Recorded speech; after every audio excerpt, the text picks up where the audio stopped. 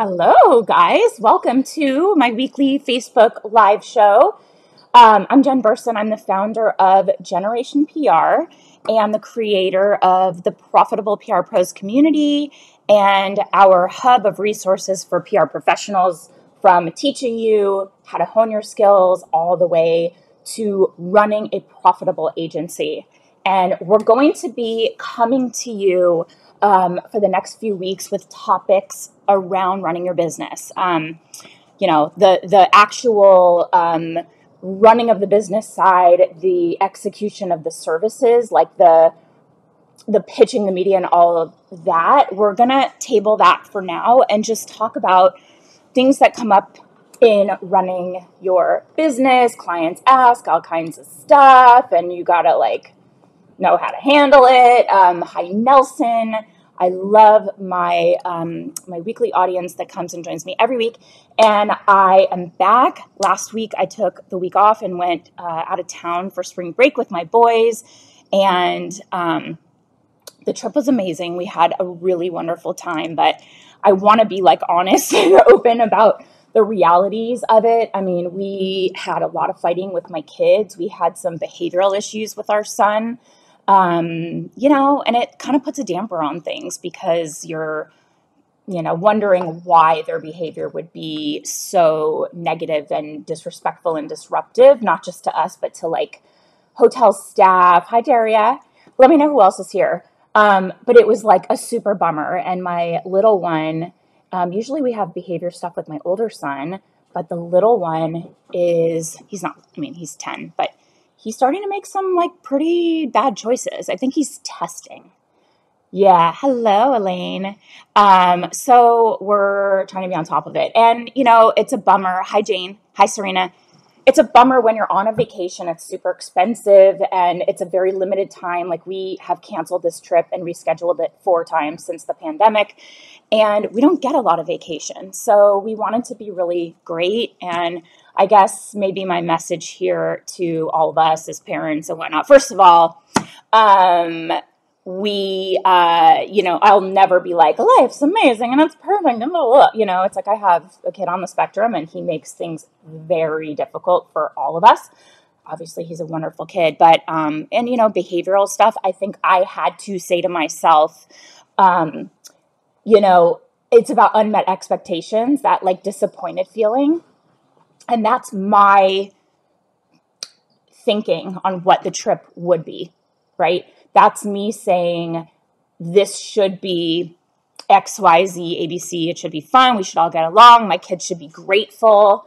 I think kind of little kids, you have to teach them to be, sitting in gratitude and appreciative and say thank you and really understand why they're saying thank you. So I am not looking at any of that as a disappointment in the trip. I'm looking at it maybe I have to lower the bar or the expectations. I know for anyone who's here as a parent, that makes a lot of sense to you.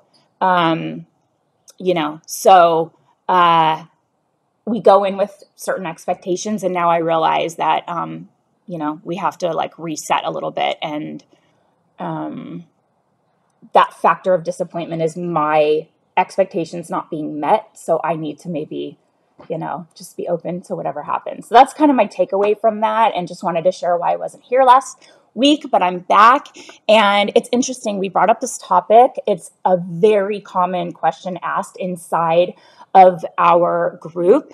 Inside the Profitable PR Pros group, a member of our programs, Heather DeSantis, asked whether she should let a client pause, one who requested a pause. They asked to pause immediately. And her contract says that it requires a 30-day advance written notice to stop service. And this is something that we get a lot. The other thing we'll add in is not just a pause, but a flat out termination of your agreement. And especially with no notice. And I know Nelson's recently experienced this, and Ashley, who's here, said we lost a client last week. The company folded. This happened to me.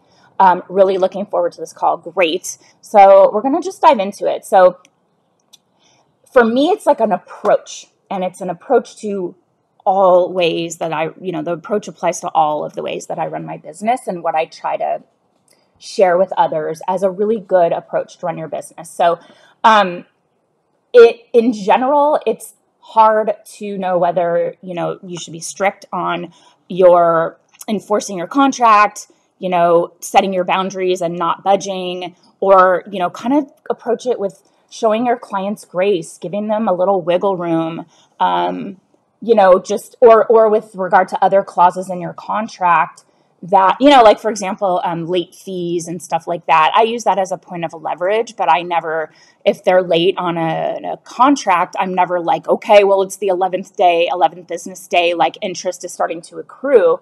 No, it's more like it's there as a leverage point if they don't pay, and then we can go back and get interest and kind of mention that that's an option.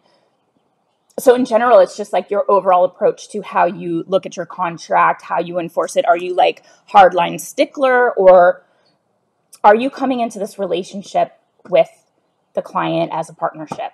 So we want to talk about what you can do in this situation, and there's a few options. And I'm going to share some good advice from our community and give attribution to the people who said it. So Tony Boylan, who has come in our program and given a chat about behind the mind of a journalist, like getting inside the mind of a journalist, because he was a journalist and now he does PR, so he gets both sides. He said, how much do you value having them as a client? If one of your clients asks to pause their services, you need to consider how much you enjoy working with that client. If it's a client you enjoy having and they have a legitimate issue, seriously consider accommodating that pause in services. You can have a specific pause agreement written into your contracts to cover the 30-day cancellation issue. And if they say no, they might execute the 30-day. If you say no, they might execute the 30-day cancellation, meaning that if you're like, no, you can't pause services, then they'll say, okay, we're giving you 30 days notice and we're terminating the contract, rather than preserving the long-term relationship. And I agree with that advice. I think that's very solid advice. And then Nelson, who is here, I am wondering if you remember exactly what you said, but you said you can make them stick to the contract. If they've informed you about a pause or termination after the notice period starts, too bad for them, they still pay you. You're allowed to set boundaries and enforce them. It's a personal decision for you. And then Adrian left a comment kind of reminding someone of a contract that they signed doesn't mean you lack empathy or that you aren't kind. Once you start operating as if you aren't a business, customers will treat you accordingly. Both very valid points. And Nelson is saying, with my experience, the CEO of a tech company decided to try and pause my services. I very politely told him to reread his contract and that there was no mechanism in it that would enable him to do this. He then backed off and I got paid last week. Yeah, so that's an option that could work. We're going to talk about how to approach this specifically. Some more advice from our community on this topic. Kristen McAdam said, for me, I approach business relationships with empathy and kindness. Treating people well always comes back tenfold. Desiree Mazencup said, you never know what they're going through, and I've always found that letting them regroup had way better outcomes than we would have by guilt tripping them or even enforcing a contract or a contractual provision.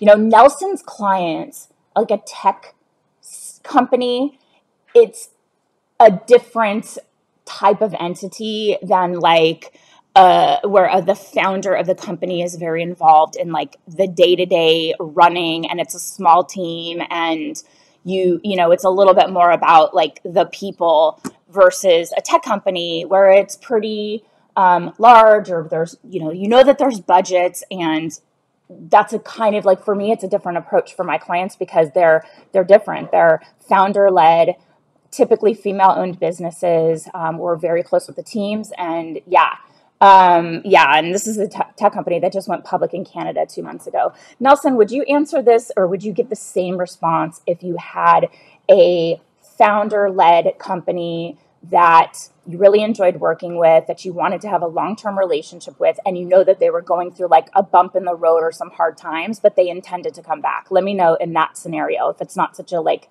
public tech company. Kristen Greco Elworthy said, I always allow a pause if needed. It is almost always due to difficult circumstances or, say, a delay in a product launch. I have found those clients nearly always return. So you would treat it differently, right? Yeah.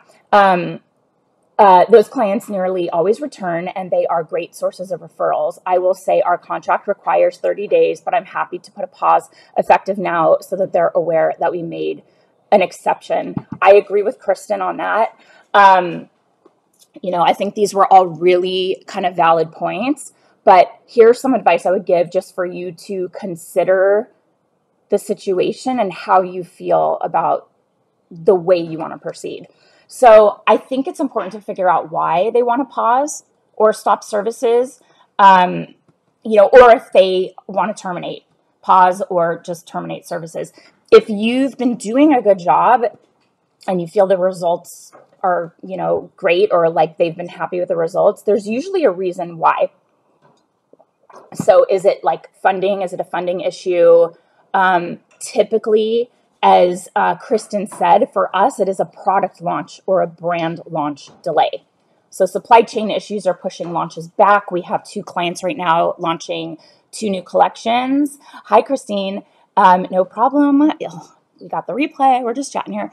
I have 2 clients that have had to significantly delay launches. And we're still on retainer promoting their other products, but we have like an accelerated retainer fee kicking in when the new products launch. And I keep adding it to the retainer invoice every month. And then the client emails me and he's like, is there any way? I'm so sorry. And I'm like, yeah, no problem. If we're not going to do the work, I'm not going to like hold you to having to pay me to do that piece that you're not ready for us to start. But there's always, a reason. And if they want to pause, remember that you're entering into a partnership with them. And I feel like I want to approach that by being a good partner. So I think about the long-term relationship with the client, and I try not to burn any bridges. And this is really similar to Kristen, Desiree, Kristen McAdam, and Kristen Elworthy, and then Tony had a similar approach. Like that's how I think about it, especially the point that clients go out into the world and sing your praises, and it's like the best testimonial to how you work and the quality of your work. So I want those people to either part ways for good or part ways temporarily with like a really good feeling about us as partners to them.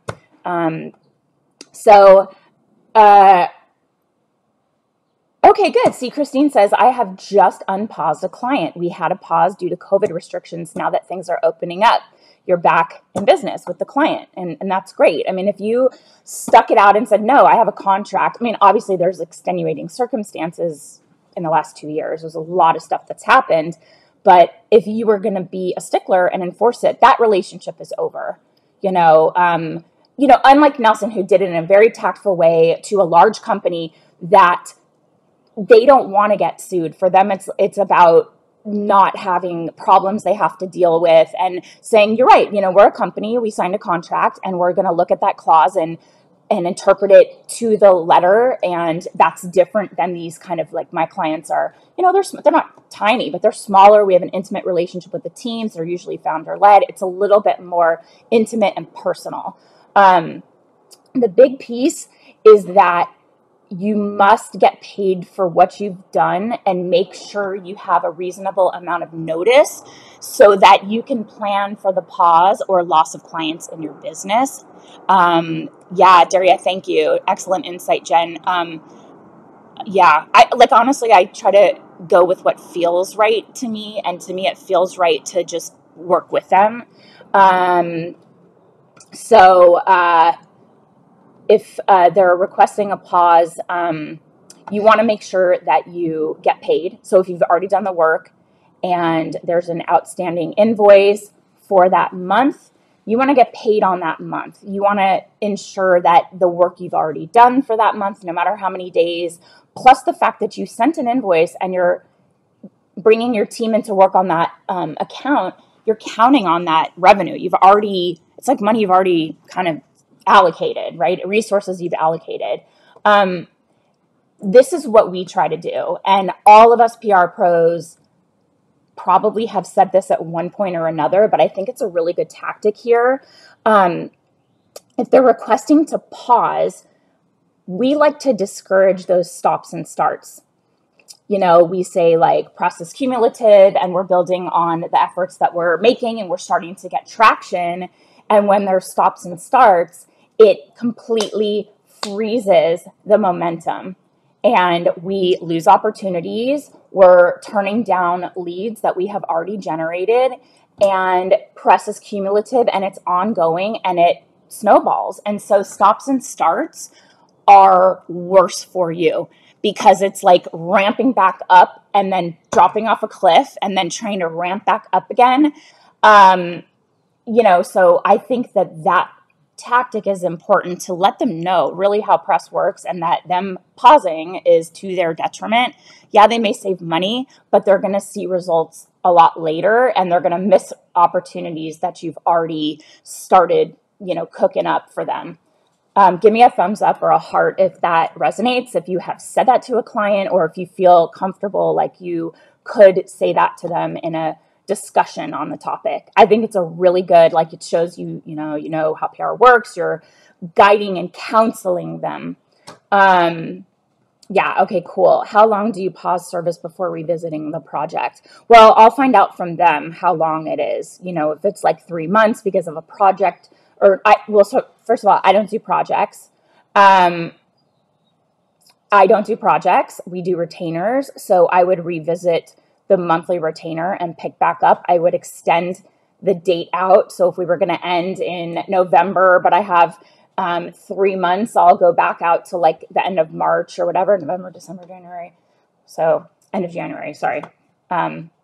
Just tack it on to the end of the agreement and maybe pull up an addendum. You don't have to redo your whole contract, but you can just, or not an addendum, pardon me. I'm a lawyer, I should know these words. An amendment. So it's a simple like supplemental amendment that you all agree on, what's going to happen and when.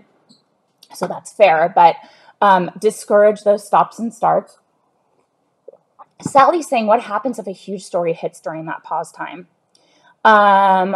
So it depends what kind of huge story. So if it's a seed that you planted, I try to look at the results that we generate for our clients also as our results.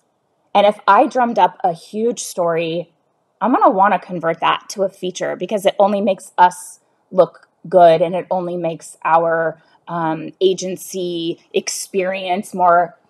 So you've seeded a story and it converts. So if you can pass it off to the client without too much time on your hands to get it to come to fruition, I would try that approach.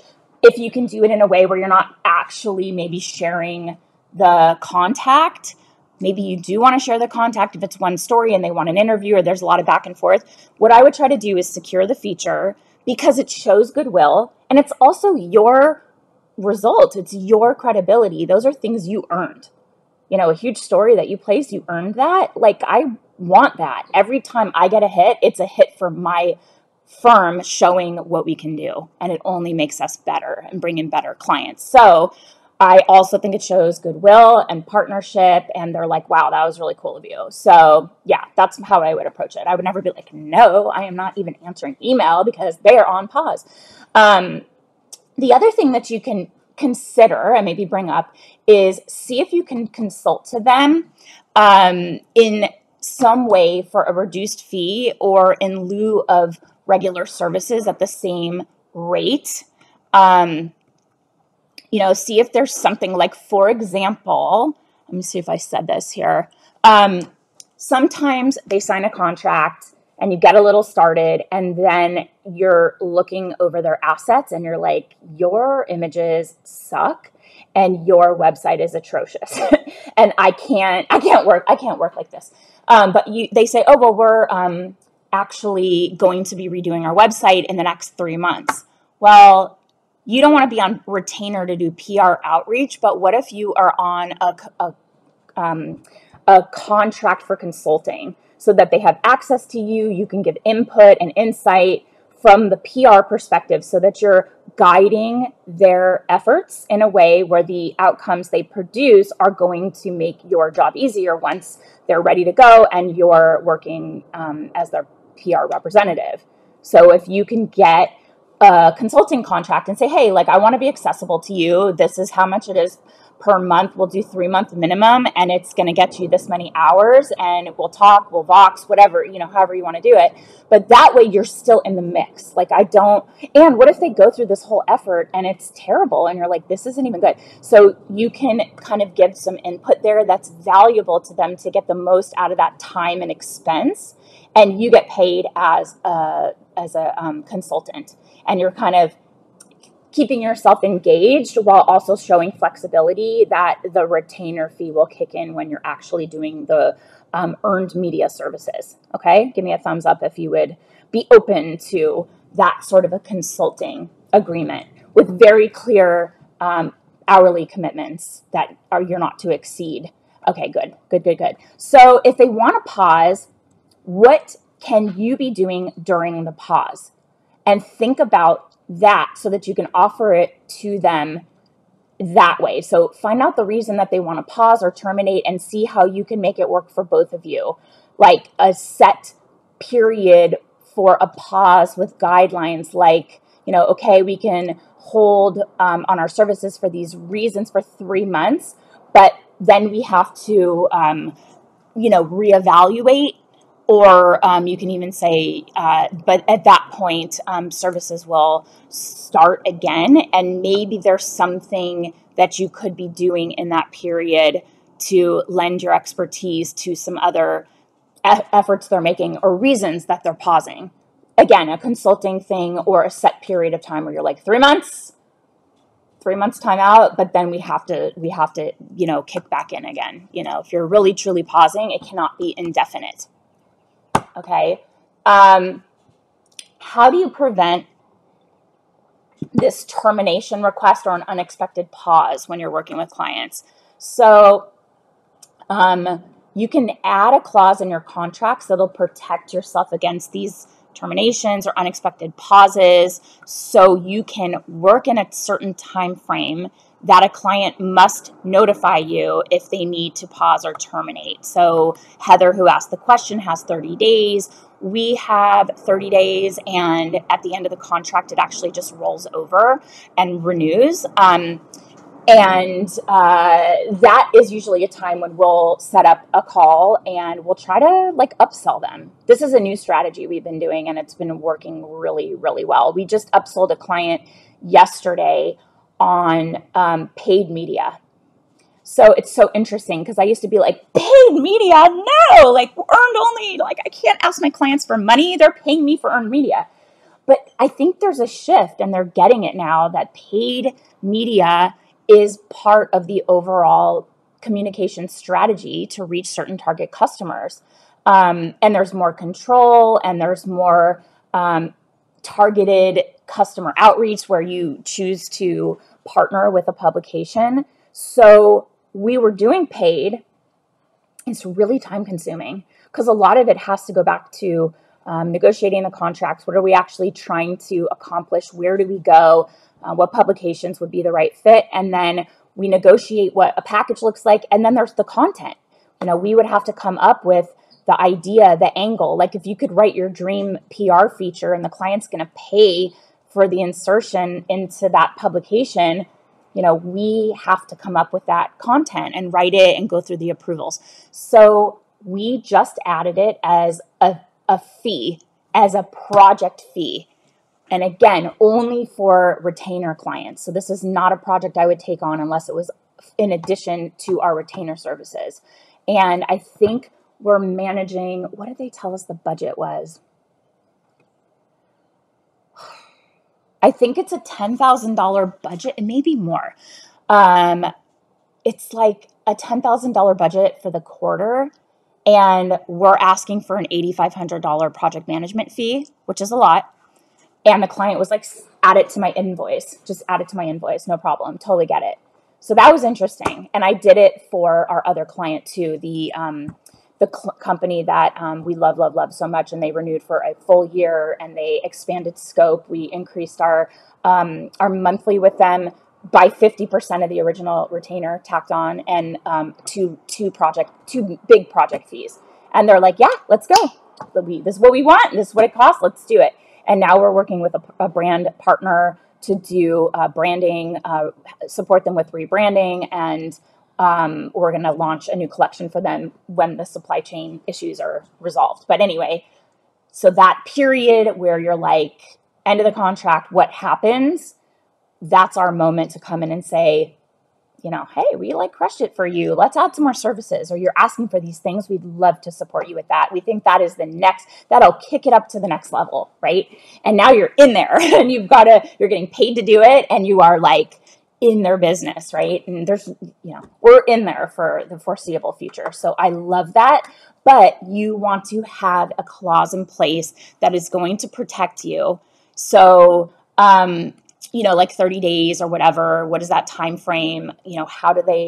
I wouldn't put in a pause. I'd put in like 30 days notice. And it's usually for certain things like fraud or conduct or whatever. No one's ever said to me, like, I need to find a way to kick in that termination clause. They'll just say, hey, listen, it's like business owner to business owner, or like on the level. Let's have a conversation. Here's what we're dealing with.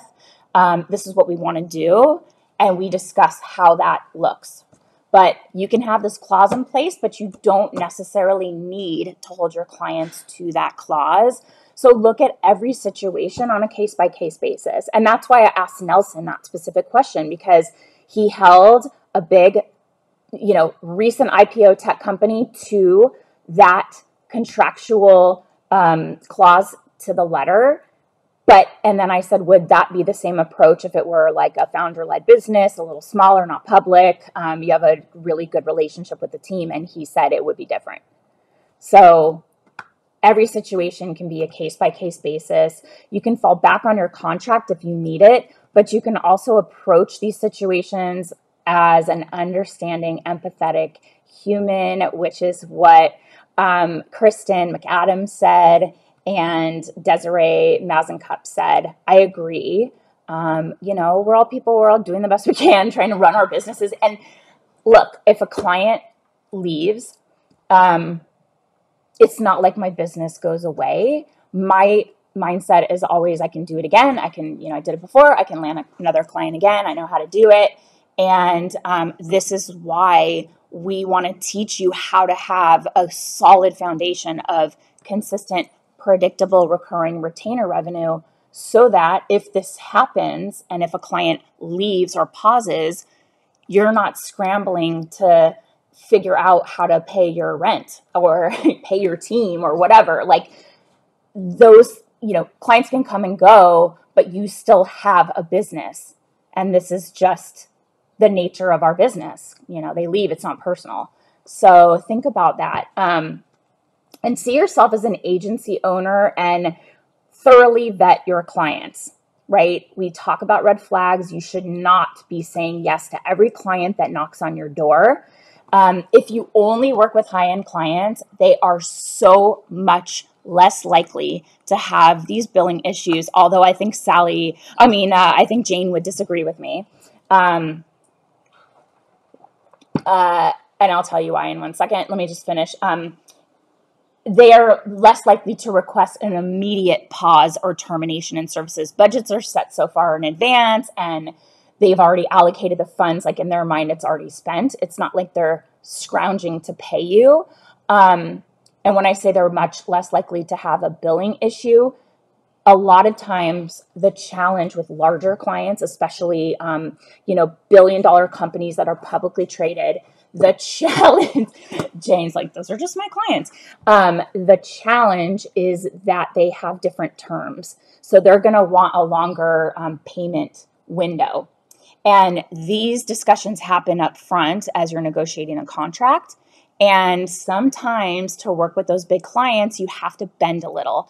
And Jane, what are some of your terms? Is it 90 days? I mean, that's a lot. And I've never had 90, but I have had 45. I have a client right now that's billing in arrears instead of in advance, which is like, ooh, and they have a 30-day. So it's technically like 60 days from when I would normally bill them to the time I get paid. But they pay on time. They're the ones that we said $8,500 project fee, and they go add it to our contract. They're like my fastest paying client, so I'm not worried.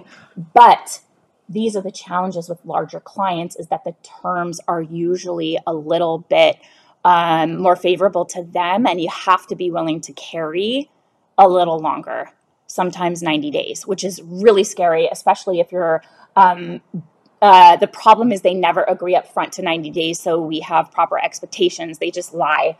Yeah, that's a little, it's frustrating, and maybe some of these red flags would present themselves at the beginning, and you'd be like, the fact they signed the contract for the first of the month, and then they say, oh, just kidding, because it says in your contract what your terms are, right? Like how long they have to pay, like 10 business days or whatever, right? Clients at that moment when we're doing the contract will ask for different terms, and I usually try to get them within 30 days, and sometimes I'll agree to 45 if it's a big daddy client and I'm like, gotta be a team player. But the scary thing is when you're out of pocket on expenses. And I know that's happened to you, like when you have bigger clients and sometimes you have a master service agreement, or you're like the agency of record and you're doing a lot of like media buying or press kit or paying. I send an invoice a month before and it's due on the 1st. Okay, we bill on the 1st for that month. So in advance of service on the 1st. And then I have a client that's like, bill us on the 1st for the previous month. And then the terms that they asked for were 30 days. So it's technically 60 days out from when my other clients are paying for service. Remember, I signed them 10 years ago. I know what to look for now. And you know what to look for now because she's in the agency accelerator, because we go over this stuff. Like, I'm all about getting you guys paid and like figuring out how to, put it all together to best serve you. Yeah. And also, like, sometimes for a client of the caliber that Jane's working with, like a huge global publicly traded beauty brand, household name, you have to be a team player. You have to just be like, I can make this work. I got to do it because we want the business. So you can put that, something in there. Plus, how they pay is based on how their stock price is doing. Ooh. That's annoying because it's totally outside of your control, and it has a major impact on you and your life and your business. Jane says yes to Agency Accelerator. Yeah, I'm so glad you joined. I always think like, oh my God, she's been running her business for so long. She's gonna, what can I teach her? But there's always something. I learn all the time too. But so if this comes up all the time, if these situations are like a frequent occurrence in your agency, it might be an indicator. Like I said before, high-end clients are not going to have stops and starts.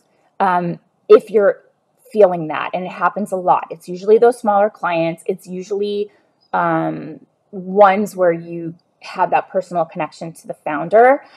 It is an indicator that you probably need to niche down even more, because that will give you the expertise you need to be a sought after go-to authority in your space. Like, clients will only want you because you are the go-to for that industry, which allows you to raise your prices. And that will help you adjust the caliber of your target ideal client. Or you can vet clients more, falling off, before you accept them. So we talk about red flags. Maybe Jane at this point, 10 years later, or, going through our stuff, would have a better, like, or even like, you might see those red flags, but you talk yourself out of it. Raise your hand, thumbs up, hearts, if you've ever talked yourself out of your gut instinct and taken on a client and then later lived to regret it. Me, thumbs up, heart. It's actually thumbs down. It sucks, but Yeah.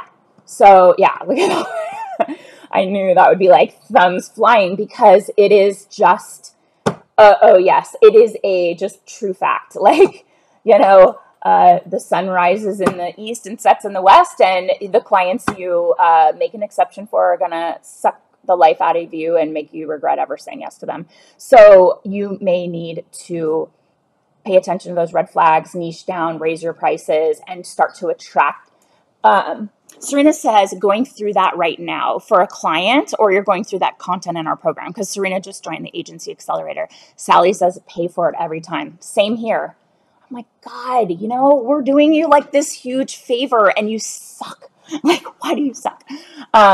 So I'm more hesitant to like stick my neck out lately for that, because I just know that it's not to my advantage. She's going through that with a client right now. Yeah. And it sucks, So, yeah. So I love helping people build their business, and I know that it doesn't have to be stressful. And if you have a plan and you know what you're trying to accomplish, you know the kind of business you want to build, you know that you don't want to be stressed out every single day.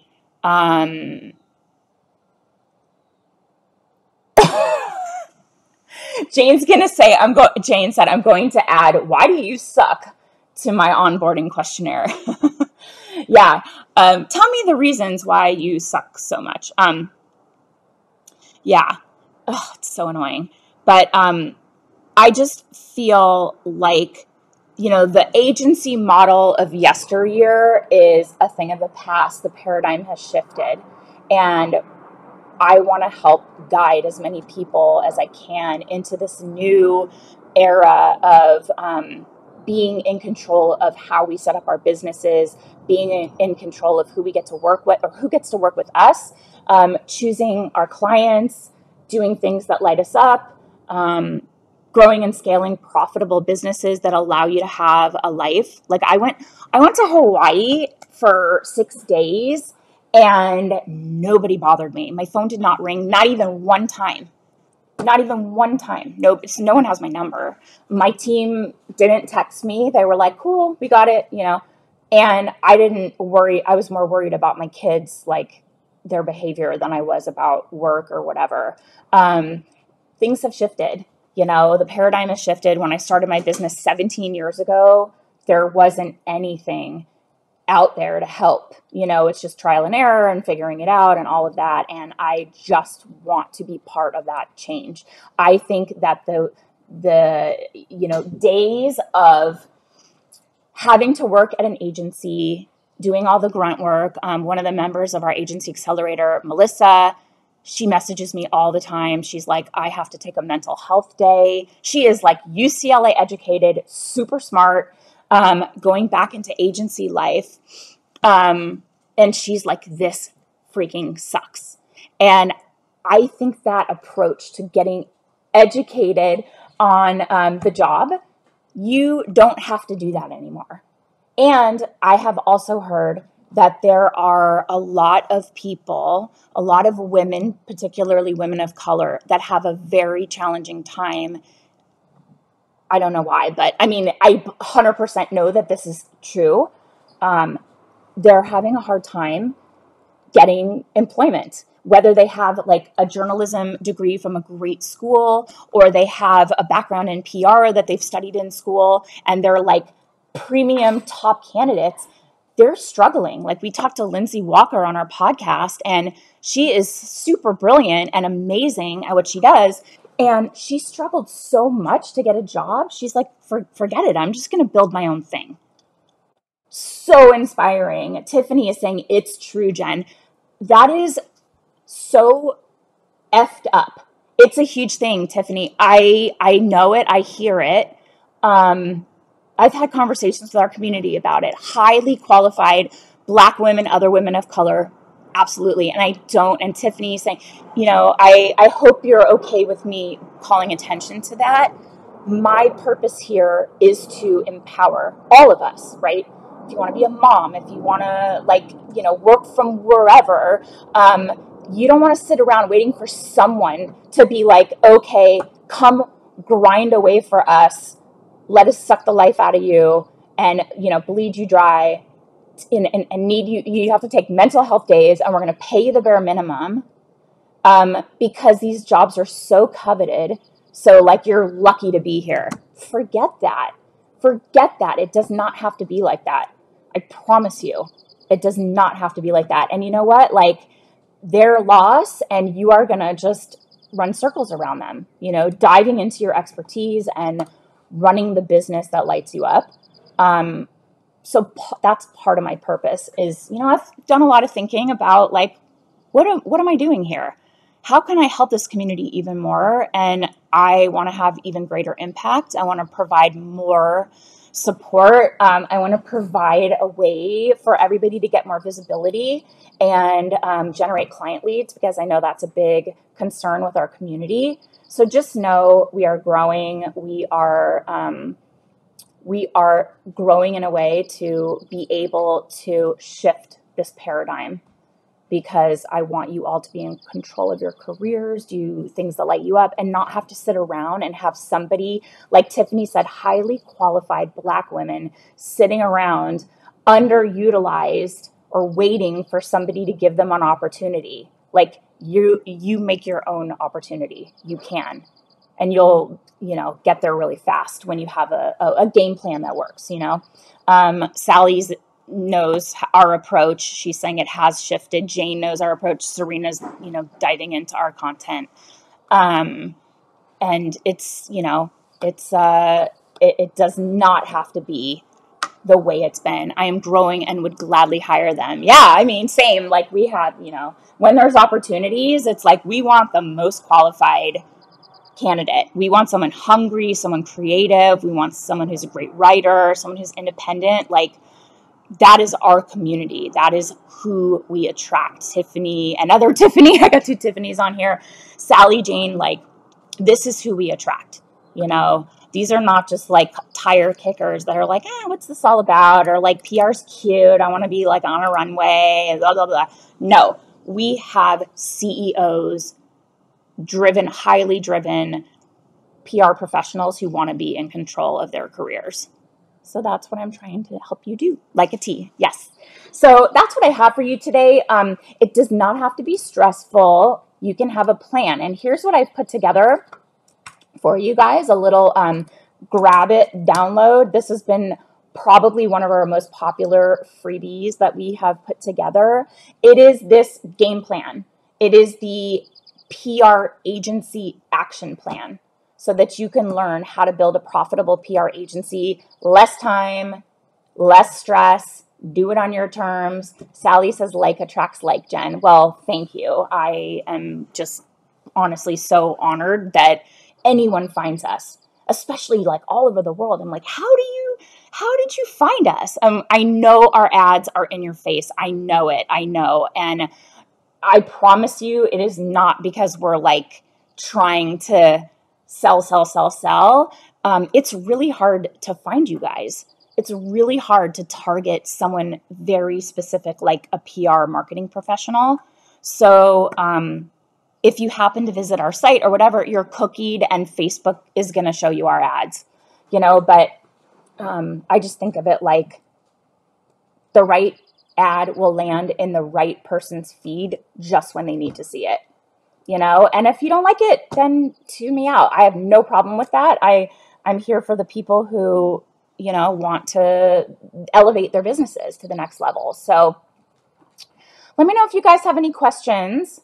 We're going to be talking all about agency ownership, agency life. You should see my pets. I wonder if I can show you. So Lola's right there. And then you can see all my stuff on the ground. There's her bestie, Harley. They're like frenemies. They leave each other alone. Nelson is saying, I also recently had a problem with another tech company that was late 4 weeks in paying me. My contract, Lola, my contract is for a year with 6 months to go, and I didn't stop working because I didn't want to jeopardize the rest of the contract or possibly a renewal. I gave him the leeway he needed, and I got paid last week. Love that. I'm like, love that for you. That is how I approach it too. The thought is not, I have to get paid right now. It is, how do we approach this with the client's best interest in mind to salvage or to maintain the long-term relationship, knowing this is a year-long contract and you have half a year to go. If it goes longer than 4 weeks, you're pushing 6 because now your next invoice goes out and now they're like not paying 2 invoices. That's where I start to get a little like, and I'll have a conversation with them like, we love working with you. We want to support you. Great minds think alike. Nelson and I approach our businesses in a very similar way. But I would get a little nervous. Yes, Sally, it's in the comments on the Facebook page. I can also just email it to you. But two invoices and paying my team basically 3 payment cycles without any money coming in, I get a little nervous. So I will say, love working with you so much, and we're generating all this great momentum. And typically for other clients, we would have stopped services by now, but we don't want to, we value our partnership and we don't want to lose that momentum we've generated. But would it be possible for us to get paid by this date so that we don't have to stop work? Because otherwise, that's our typical, I'm already extending it another, 4 weeks beyond what I typically would, or 2 weeks. Would this date be agreeable to you or whatever? And then hold them to it, because I've had people where I'm like, yeah, they're like, no, checks in the mail. Ugh. And then they declare bankruptcy, and it was a, female owned, owner-led business, and I just wanted to be helpful, but she was lying and she declared bankruptcy. And she's the only client I've ever taken to court, because I let it go 4 months like an idiot, and because I was trying to be compassionate. And we loved the products and we were just excited to get them out, whatever. And I got a judgment and I was not able to enforce it. It was just kind of like, see, I was right. Very easy to get breach of contract. I filed in small claims court. I got like a $10,000 judgment or something. The max you can get as a business in small claims court at the time, and not enforceable. She was in another state, and any collections agency was like, this isn't even worth our time. Like, you're at the bottom of the list of all of the creditors. So I was like, wah, wah. So the lesson there is, don't let it go 4 months.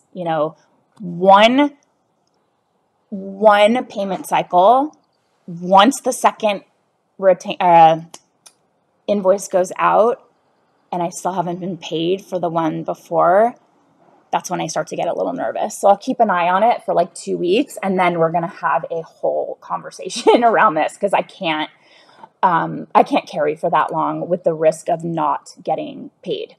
So that's how I would approach it. And similar, I'm so glad you got paid and that you had the bigger vision of the contract and the value of that over time. Very good. Love that.